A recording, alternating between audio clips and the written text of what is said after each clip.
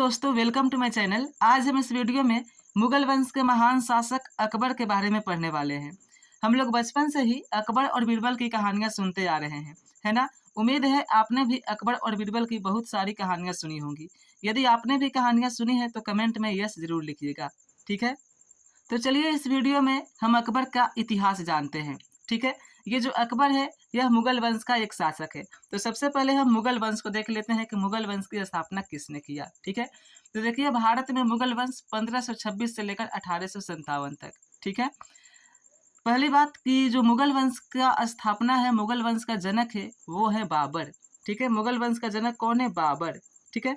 उसके बाद बाबर का बेटा हुमायूं ने राज किया। फिर हुमायूं का बेटा अकबर मुगल वंश का शासक बना।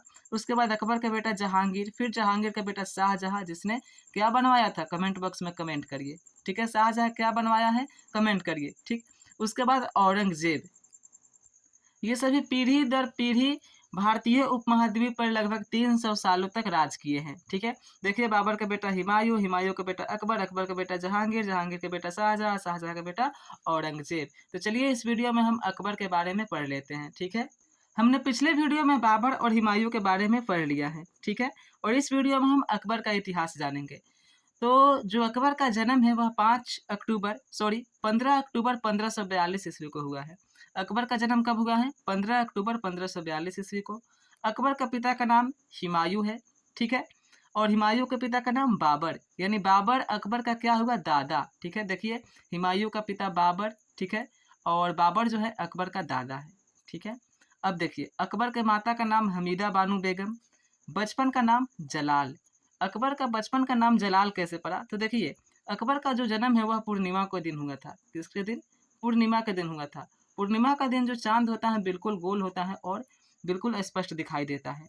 तो पूर्णिमा के दिन हुआ था, इसीलिए इसका नाम जो था वह बदरुद्दीन मोहम्मद अकबर रखा गया, ठीक है। बदरू का मतलब होता है कि पूरा चांद, ठीक है। तो पूर्णिमा के दिन होने के कारण उसका नाम रखा गया बदरुद्दीन मोहम्मद अकबर। लेकिन इनके पिता हुमायूं अकबर को बुरी नज़र से बचाने के लिए इसके नाम को बदल दिया और नाम को बदलकर जलालुद्दीन मोहम्मद अकबर कर दिया, ठीक है। जलालुद्दीन मोहम्मद अकबर कर दिया। उसके बाद सभी लोग अकबर को बचपन में जलाल के नाम से जानने लगे, जलाल जलाल कहने लगे, ठीक है। तो अकबर का बचपन का नाम यदि कोई पूछे तो क्या कहेंगे? जलाल। और जलाल के पीछे की कहानी क्या है मैंने आपको बता दिया, ठीक है। चलिए अब जान लेते हैं कि जो अकबर है वह कहाँ पर जन्म लिया था। अकबर का जन्म 15 अक्टूबर 1542 को अमरकोट के राणा वीरशाल के महल में हुआ था। अमरकोट के राणा वीरशाल के महल में हुआ था, ठीक है। अब देखिए अकबर का राज्याभिषेक 14 फरवरी 1556 को पंजाब के गुरदास जिला में स्थित कलानौर नामक स्थान में हुआ था, ठीक है। आप इसको याद कर लीजिए कि अकबर का राज्याभिषेक कहाँ हुआ था। अकबर का जो राज्याभिषेक है वो 14 फरवरी 1556 ईस्वी को पंजाब के गुरदास जिला में स्थित कलानौर नामक स्थान में हुआ था, ठीक है। अब चलिए जानते हैं कि पानीपत का दूसरा युद्ध कैसे हुआ था अकबर और हेमू के बीच में, ठीक है। यहाँ पर हमने लिखा है कि पानीपत का दूसरा युद्ध 5 नवंबर 1556 को अकबर और हेमू के बीच में हुआ था। हेमू कौन है? तो हेमू अफगान बादशाह आदिल शाह का सेनापति था। ये जो हेमू है अफगान बादशाह आदिल शाह का सेनापति था, ठीक है। कैसे पानीपत का दूसरा युद्ध हुआ? पानीपत का पहला युद्ध किसके किसके बीच हुआ था? बाबर और इब्राहिम लोदी के बीच में। जब बाबर पहली बार भारत आया था तो पानीपत का युद्ध किया और पानीपत का युद्ध करने के बाद ही उसने मुगल वंश की नींव रखी, ठीक है, भारत में। चलिए अब जानते हैं कि पानीपत का दूसरा युद्ध 2 पीढ़ी के बाद कैसे शुरू हो गया और क्यों हुआ। देखिए जब हुमायूं की मृत्यु हो गई तो वहाँ का एक गवर्नर मुगल तर्दी बेग खां को बना दिया गया, ठीक है। उस समय अकबर पंजाब में था। उस समय अकबर कहाँ था? पंजाब में था, ठीक। तो देखिए यहाँ पर दिल्ली और आगरा में अकबर के अनुपस्थिति का लाभ उठाते हुए हेमू ने आगरा और दिल्ली पर अपना अधिकार कर लिया, ठीक है। क्या हुआ कि हुमायूं की मृत्यु हो गई थी तो वहाँ का एक गवर्नर था मुगल तर्दी बेग खां, वही देख रेख कर रहा था और उस समय जो अकबर है वह पंजाब में था, ठीक है। तो उसी का फायदा उठाते हुए कि यहाँ पर अकबर नहीं है, ये जो हेमू है वह मुगल गवर्नर तर्दी बेग खां को हरा कर दिल्ली और आगरा पर अपना अधिपत्य जमा लिया, ठीक है। अब क्या हुआ कि ये मुगल गवर्नर तर्दी बेग खां भाग गया और भाग कर सीधे अकबर के पास पहुंचा। अब यहाँ से सुनिएगा अकबर का एक संरक्षक था जिसका नाम था बैरम खां। बैरम खां अकबर का बहुत देख रेख करता था। इसने जब जाकर बैरम खां को ये सब बताया कि हेमू जो है बहुत महान शासक है, हेमू से युद्ध नहीं लड़ा जा सकता है, उसके पास बहुत सारी सेनाएं हैं। तो जब इसने सुना बैरम खां कि ये हेमू का गुणगान कर रहा है, तो ये बैरम खां क्या किया कि ये मुगल गवर्नर तरदी बेग खां को मार दिया। मार दिया कि दुश्मन का आकर अकबर के सामने गुणगान कर रहा है, इससे अकबर का मनोबल कम ना हो। ठीक है। अब क्या हुआ कि ये फिर दिल्ली की ओर बढ़े, हेमू को हराने के लिए, दिल्ली और आगरा पर अपना आधिपत्य फिर से जमाने के लिए। तो देखिए, जब ये दिल्ली पहुंचे तो पानीपत का दूसरा युद्ध शुरू हुआ, जो कि 1556 में हुआ अकबर और हेमू के बीच में। तो यहाँ पर पढ़िए, अकबर और हेमू के बीच पानीपत का दूसरा युद्ध हुआ। हेमू के पास अकबर से ज़्यादा सेना थी। प्रारंभ में हेमू अपने सैन्य बल के कारण जीत रहा था, लेकिन एक तीर अचानक से हेमू की आंख में जाकर लग गई।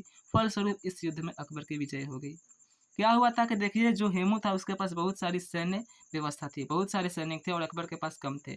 तो प्रारंभ में जब पानीपत का दूसरा युद्ध शुरू हुआ तो हेमू जीत रहा था, क्योंकि उसके पास अधिक सेनाएं थी और अकबर हार रहा था। लेकिन अचानक से हेमू के आंख में एक तीर जाकर लग गई, जिसके कारण वो मर गया और अकबर की विजय हो गई। ठीक है।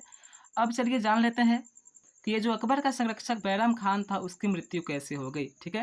यहाँ पर देखिए, पानीपत का दूसरा युद्ध जीतने के बाद जो दिल्ली और आगरा था उस पर फिर से अकबर का अधिकार हो गया। अकबर ने अपना आधिपत्य फिर से जमा लिया। अब देखिए, बैरम खां अकबर के संरक्षक की मौत कैसे हो गई।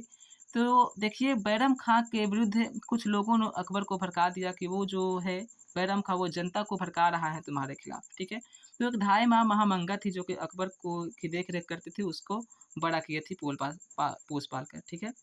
तो धाई माँ महामंगा और कुछ सरदार ने अकबर को बैरम खां के विरुद्ध भड़का दिया कि वह जनता को तुम्हारे विरुद्ध विरोध करने के लिए कह रहा है। तो अकबर ने दिल्ली से एक फरमान में बैरम खां को वाजिर के पद से हटा दिया। वाजिर का पद दिया था अकबर ने बैरम खां को, और हज पर जाने का आदेश दिया।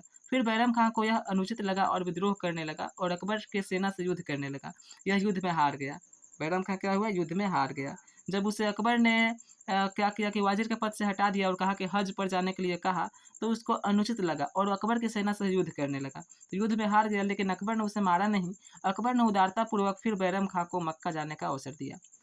नहीं मारा, क्योंकि अकबर की बहुत देख रेख किया था ये बैरम खान, तो उदारतापूर्वक कह दिया कि तुम जाओ, हम तुम्हें छोड़ रहे हैं, मक्का जाने का अवसर दे रहे हैं। ठीक है। अब क्या हुआ कि मक्का की राह में 1561 ईस्वी में पाटन नामक स्थान पर एक लोहानी अफगान ने बैरम खान की हत्या कर दी। देखिए, जो लोहानी अफगान ने बैरम खान की हत्या कर दी, इसका जो अम, बैरम खां है उसके साथ व्यक्तिगत दुश्मनी थी। ठीक है। तो जब ये मक्का जा रहा था तो 1561 ईस्वी में इसको रास्ते में ही लोहानी अफगान ने इसकी हत्या कर दी। ठीक है। तो जब इसकी हत्या कर दी तो बैरम खां की कहानी समाप्त हो गई। ठीक। इस वीडियो में हम अकबर के बारे में जान लिए कि पानीपत का दूसरा युद्ध कैसे हुआ, जो इसका बचपन का नाम जलाल है वो कैसे पड़ा। ठीक है। और नेक्स्ट वीडियो में हम और इतिहास के बारे में जानेंगे, मुगल वंश के बारे में।